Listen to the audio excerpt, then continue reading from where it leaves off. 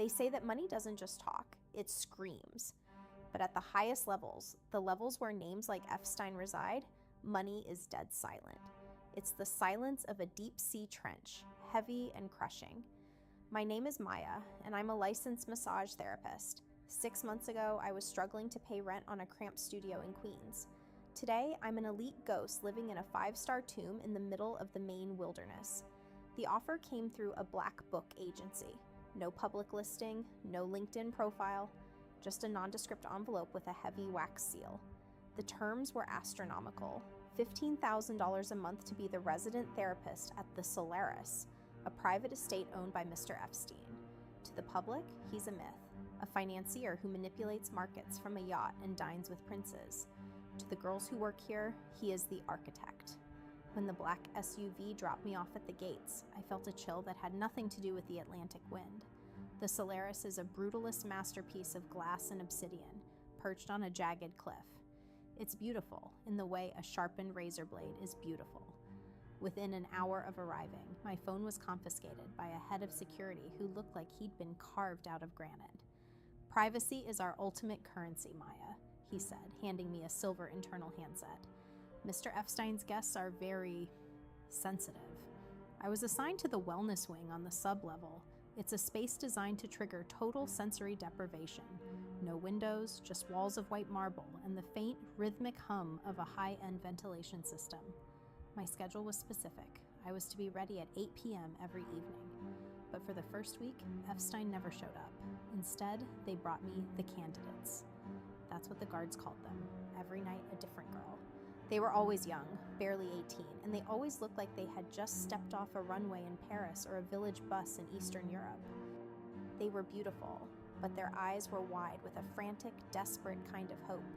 They had been told they were here for rejuvenation before a gala or a private fitting for a new fashion line. Before every session, Dr. Aris, Epstein's personal physician, would hand me a small glass vial of oil. "This is a proprietary blend," he would say, his voice as clinical as a morgue. "Concentrate on the neck and the base of the skull. Ensure total absorption. It's vital for the preparation." The oil smelled like bitter almonds. If you've ever read a chemistry book, you know that's the scent of cyanide. But this was different. It was sweet, cloying, and it made my own head swim if I breathed too deeply. As soon as the oil touched their skin, the transformation began. These weren't just relaxed muscles. Within 10 minutes, the girls' personalities simply evaporated. Their pupils would dilate until their eyes were twin black voids. They would stop talking, stop shivering, and just lie there, staring at the ceiling with a terrifying, serene indifference. "Are they okay?" I asked the guard one night as they wheeled a girl named Sophie out on a gurney. She was draped in a silk robe, her limbs as limp as a rag doll's. The guard didn't even look at me.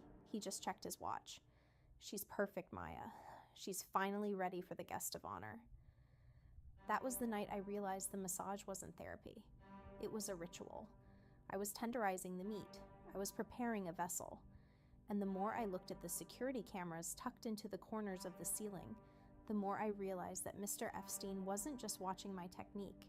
He was waiting for the moment I became curious enough to make a mistake. Curiosity in a place like the Solstice is a death sentence. I knew that. Every time I saw those black SUVs pull up to the limestone portico, every time a new girl with a terrified, hopeful smile was led down the marble stairs to my suite, a part of me screamed to run. Но куда бежать, когда вокруг только холодные леса Мэна и бесконечный океан? By the third week, the smell of bitter almonds had become a permanent ghost in my nostrils. It was cloying, synthetic, and it clung to my scrubs like a layer of grease. Dr. Aris would watch me from the observation window, his silhouette a sharp, dark blade against the clinical white light. He never spoke during the sessions. He just took notes on a tablet, his eyes tracking the way the girls' muscles would slacken under the influence of that proprietary blend. But on Tuesday night, everything changed. The girl's name was Elena. She was from a small village outside of Odessa. She told me in broken, shivering English that a scout had found her at a cafe and offered her a job as a brand ambassador for a luxury wellness line. She thought she was here for a photo shoot, She was wearing a cheap, shiny dress she'd probably bought for the occasion, and she was clutching a small wooden cross around her neck, so hard her knuckles were white. Is it supposed to hurt?" she whispered as I led her to the massage table. "No, Elena," I said, my voice cracking. "It's just relaxation. You'll feel a little sleepy." I reached for the vial Dr. Eris had left on the tray. It was glowing faintly blue under the fluorescent lights. I looked up at the observation window. The reflection of the overhead lights made it impossible to see Eris, but I knew he was there. I felt his gaze like a physical weight on the back of my neck. Then something snapped inside me. Maybe it was the way Elena looked at the ceiling, like she was looking for God in a room built by a billionaire. I didn't open the vial. I palmed it, sliding it into the pocket of my tunic in one fluid motion.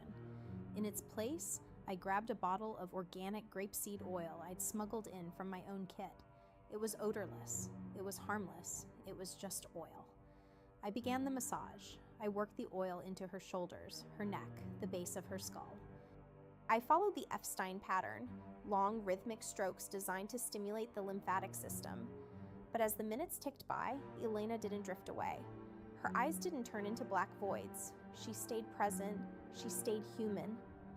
I feel strange," she murmured after 10 minutes. "The air, it sounds like it's singing." She wasn't sedated. She was hallucinating. That's when I realized the bitter almond oil wasn't just a sedative. It was a stabilizer. Without it, the high-frequency hum of the building, the sound I had dismissed as air conditioning, was beginning to interfere with her brainwaves. Suddenly, the heavy steel door to the suite hissed open. It wasn't a guard. It was Efstein. It was the first time I'd seen him up close. In the tabloids, he looked like a tan, fit philanthropist. In person, he looked wrong. His skin was too tight, his eyes too bright, as if they were lit from within by a dying star. He was wearing a bespoke charcoal suit that cost more than my college tuition, and he was flanked by two men who looked like they'd been grown in a lab, faceless, silent, and lethal. He didn't look at me. He walked straight to the table and stared down at Elena. "The frequency is peaking, Eris," Epstein said, his voice a smooth, terrifying baritone. "But the vessel is still reactive. Look at her pupils. They're constricted. She's fighting the resonance." "I don't understand, sir." Oris's voice crackled over the intercom. The dosage was calibrated for her body mass. Epstein leaned down, his face inches from Elena's. She started to cry, a small whimpering sound that made my stomach turn. He reached out a hand, his fingers were unnaturally long, and wiped a tear from her cheek. He didn't do it out of kindness. He did it like a scientist examining a leak in a pressurized tank. "The oil, Maya," Epstein said, slowly turning his head toward me. He didn't sound angry, he sounded bored. "Where's the oil I provided for you?" I used it, sir," I lied, my heart hammering against my ribs so hard I thought it would shatter. "She must have a high tolerance." Epstein stepped toward me. He was tall, looming over me like a shadow. He reached into the pocket of my tunic and pulled out the unopened vial of blue oil. He held it up to the light, a faint, cruel smile touching his lips. "A high tolerance for mercy," he whispered. "A common affliction among the lower classes. You think you're saving her, Maya? You're just making the transition messy." He turned to the guards. "Take the girl to the extraction suite. We'll have to use the manual override. It'll be louder, but the client is waiting in Zurich, and he's losing patience with his current heart." The guards grabbed Elena. She screamed, a high, jagged sound that echoed off the marble walls, but they dragged her out as if she were a piece of luggage. I tried to follow, but Epstein blocked my path. He grabbed my wrist, and his grip was like a cold steel vice. "You're curious about the process, aren't you?" he said, his eyes boring into mine. "You want to know what the Solaris really is. It's not a house, Maya. It's a transit station. My friends, the men who run the world you live in, they've outgrown their bodies. They have too much knowledge, too much power to let it rot in a grave. We just provide the hardware." He leaned in closer, and I could smell it now. The bitter almond scent wasn't coming from the oil. It was coming from him, from his breath, from his pores. "The girls don't disappear, Maya. They just become permanent hosts. Their youth, their beauty, their very neural pathways, they're colonized. And since you're so interested in the procedure, I think it's time you saw the other side of the table. He nodded to Dr. Eris behind the glass. Maya has demonstrated a very resilient nervous system, Efstein said. Let's see how she handles the master's consciousness. I've been looking for a new personal assistant. One who won't ever feel the need to hide oil in her pocket again. Suddenly, the vents in the room didn't just hum. They roared. A thick, sweet-smelling mist began to pour from the ceiling. My knees buckled. My vision started to blur into a kaleidoscope of blue and silver. The last thing I saw before the darkness took me was Efstein's face, but it wasn't his face anymore. The skin seemed to ripple, and for a split second, I saw something else staring out from behind his eyes. Something old, something hungry. Don't fight it, Maya. His voice echoed in my head, even though his lips weren't moving. It's time to clock in for the rest of eternity. The darkness wasn't empty. It was filled with a high-pitched digital static that felt like needles scraping against the inside of my skull. When my eyes finally flickered open, the world was a blur of cold blue light and sterile stainless steel. I wasn't in the massage suite anymore. I was strapped to a tilted hydraulic table in a room that looked like a cross between a NASA laboratory and a high-end mortuary. I tried to move my arms, but my wrists were locked in heavy magnetic restraints. My head was encased in a semi-spherical glass helmet, lined with hundreds of hair-thin copper filaments that hummed with a low-voltage charge. Ah, Subject 44B is awake, Dr. Eris's voice boomed over the intercom. It was cold, stripped of any human warmth. Vital signs are peaking. Adrenaline levels are optimal for the imprint. I looked through the glass of my helmet. On the other side of the room, separated by a thick reinforced window, sat Epstein. He wasn't wearing his suit anymore. He was draped in a silk robe, sitting in a reclining leather chair, his eyes closed. He looked peaceful, almost saintly, if you ignored the dozens of sensors glued to his temples and the thick, pulsating fiber optic cable that ran from the back of his neck into a massive server rack. What are you doing to me? I tried to scream, but my voice was a raspy whisper. The mist from the previous room had paralyzed my vocal cords. We're giving you a promotion, Maya, Aris replied. I could see him now, standing over a console, his fingers dancing across a holographic display. Mr. Epstein's current housing is reaching its expiration date. The cellular decay is accelerating. He needs a fresh nervous system to host his primary consciousness, while the next permanent vessel is calibrated. You have a remarkably high neural density. You're a perfect temporary bridge. Suddenly, the room began to vibrate. It wasn't the floor, it was the air itself. The lullaby frequency, the sound of the crying child I'd heard in the hallways, began to play, but it was amplified 1,000 times. It wasn't just a sound anymore, it was a physical force. It felt like my brain was being shaken inside my skull, like a jar of marbles. Initiating the unbinding sequence, Eris commanded. I felt a surge of heat at the base of my skull. It felt like someone had poured molten lead into my spine. I saw flashes of light, memories that weren't mine. I saw the skyline of New York in the 1920s. I saw the interior of a private jet I'd never flown in. I saw a young girl's face, Elena's face, screaming in a mirror that reflected an old man's eyes. The resonance is at 98%, Aris shouted. The bridge is open. I looked at Epstein through the glass. His eyes snapped open, but they weren't his eyes. They were twin pools of liquid silver, reflecting the blue light of the chamber. He looked at me, and I felt a cold, oily presence start to crawl into the back of my mind. It was like a parasite, a foreign consciousness trying to push my own thoughts into a dark corner of my brain. Maya, a voice whispered. It didn't come from the speakers. It came from inside my own head. It was Epstein's voice, but it was ancient, heavy with the weight of a dozen stolen lives. Don't fight the tide. You're just a drop of water. I am the ocean. I fought back. I thought of my mother's kitchen in Queens. I thought of the smell of rain on hot asphalt. I clung to the small, mundane details of my life, like a drowning person clings to a piece of driftwood. I felt the Epstein entity recoil, surprised by the resistance. "The subject is rejecting the imprint," Eris yelled, panic finally creeping into his voice. "The biofeedback is spiking. We're getting a massive surge in the amygdala." "Increase the amplitude," Epstein's voice roared in my head, but I could see his physical body on the chair starting to convulse. Blood began to leak from his nose, staining the silk robe. The room erupted in a cacophony of alarms. The fiber optic cables began to spark, the blue light turning a violent, angry red. I felt a sudden sharp snap in my mind, like a rubber band breaking.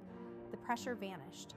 The oily presence was ripped out of my head with a psychic scream that made the glass of my helmet crack. I saw Epstein's body jerk violently in the chair. His eyes rolled back into his head, and a gout of black, viscous fluid erupted from his mouth. The monitors surrounding him flatlined in a long, continuous beep. "System failure. Total neural collapse." Eris was screaming, but his voice was muffled by the sound of an explosion in the server room. The magnetic restraints on my wrists clicked open as the power grid failed. I ripped the glass helmet from my head, my breath coming in ragged gasps. The room was filling with acrid smoke. I looked through the observation window. Epstein was slumped in the chair, motionless. But he wasn't dead. His skin was rippling, shifting like there was something alive moving just beneath the surface, trying to find a way out of a broken container. I didn't stay to watch. I stumbled off the table, my legs feeling like lead. I found my garden shears, still in the pocket of my tunic, and used them to jam the manual override of the heavy steel door. As I ran down the dark, flickering hallway of the wellness wing, I heard the intercom system come back to life one last time. It wasn't Ares. It was a recorded voice, the administrator's voice. "Protocol shattered mirror initiated. The host is compromised. Purge the facility. Leave no witnesses. The Solaris is now offline." I reached the service elevator, but before the doors closed, I looked back. At the end of the hall, the door to the extraction suite opened. Something walked out. It had the shape of a man, but it moved with a jerky, spider-like gait. It was wearing a tattered charcoal suit. It looked at me, and I saw the glint of silver in its eyes. "Maya!" it hissed. The elevator door slammed shut, and I began my ascent into the cold, midnight air of Maine. But even as the elevator moved, I could feel it. A tiny, cold spark at the very back of my brain. A lingering echo of a billionaire's laugh. He wasn't gone. He was just waiting for a better connection. The elevator doors groaned open into the cold, salt-crusted air of a Maine midnight. The Solaris was dying. Behind me, the building hummed with a sick, erratic rhythm, like a heart undergoing a massive stroke. I didn't look back. I ran. My lungs burned with the frost, and my legs felt like they belonged to someone else, heavy, clumsy, and vibrating with that lingering blue frequency. I reached the perimeter fence. The power was out, the high-voltage hum replaced by the eerie whistling of the wind through the chain-link mesh.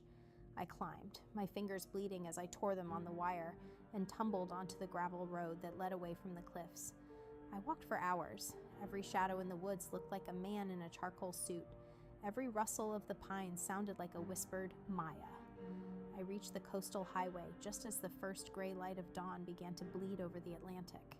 A local sheriff's deputy found me shivering outside a closed gas station in Machias. I told him everything. The girls. The oil. The room with the glass helmets. The man who wasn't a man anymore. He looked at me with a mix of pity and suspicion, but he called it in. 2 hours later, a fleet of black SUVs, the same ones I'd seen at the estate, pulled into the station. But they weren't driven by Epstein's guards. They were marked with federal seals. Men in windbreakers with DOJ and FBI emblazoned on the back swarmed the area. They took my statement. They gave me a blanket and a hot cup of coffee. "We've been tracking Epstein for a long time, Maya," a lead agent named Miller told me. He had a kind face, but his eyes were tired. "We knew about the offshore accounts. We knew about the missing persons. We just didn't know how deep the medical side of it went." "He's still there," I whispered, my teeth chattering against the rim of the cup. "In the basement. He tried to get into my head." Miller nodded slowly. "The facility is a total loss, Maya. An electrical fire triggered by the power surge. There's nothing left but scorched concrete. We found a body in the sublevel, or what was left of one. Dental records matched Julian Efstein. It's over. It should have been over. They put me in a witness protection program. They gave me a new name, a small apartment in a quiet suburb of Ohio, and a job at a local library. For a month, I lived in a blur of safety. I watched the news. The Epstein scandal was the biggest story in the world, the house of horrors in Maine. But they only talked about the financial crimes and the human trafficking. They never mentioned the resonance chamber. They never mentioned the oil. Last night, I was closing up the library. The lights were flickering. The town was having trouble with the power grid after a summer storm. I sat down at my desk to log the final returns. I reached for my hand cream. It was a brand I'd used for years, but as I rubbed it into my palms, the scent hit me. Bitter almonds. I froze. I looked at the bottle. It was my regular lotion. But the smell was unmistakable. It was coming from my own skin, from my own pores. I looked at the computer monitor. The screen was black, but in the reflection, I saw myself. I looked tired. I looked thin. But then, the power surged. The monitor flickered with a bright neon blue static. I didn't blink. I couldn't. My pupils began to dilate, spreading across the iris until my eyes were two empty, black pits. I felt a cold, oily warmth begin to spread from the base of my skull down my spine. I reached for my phone to call Agent Miller. My fingers moved with a jerky, mechanical precision. But I didn't dial the FBI. My hand, moving entirely on its own, typed a number I didn't recognize. The phone rang once. Subject 44B reporting, I said. But it wasn't my voice. It was a smooth, terrifying baritone. It was the voice of a man who manipulated markets from a yacht and dines with princes. "The bridge is stable," a voice replied on the other end. It was Dr. Aris. "The Ohio cell is ready for the next phase. How is the new housing, Mr. Efstein?" I looked in the mirror one last time. My lips moved, stretching into a faint, cruel smile that I didn't authorize. "It's a bit cramped," I said, watching my own reflection tilt its head to the left at a sharp, unnatural angle. "But the view from the library is excellent. Prepare the next vessel. I'm ready to get back to work." The lights in the library cut out completely. In the darkness, the only thing visible was the faint blue glow of my eyes, reflecting off the glass of the empty building. The Solaris hadn't been destroyed. It had just been decentralized, and I was the first brick in its new wall.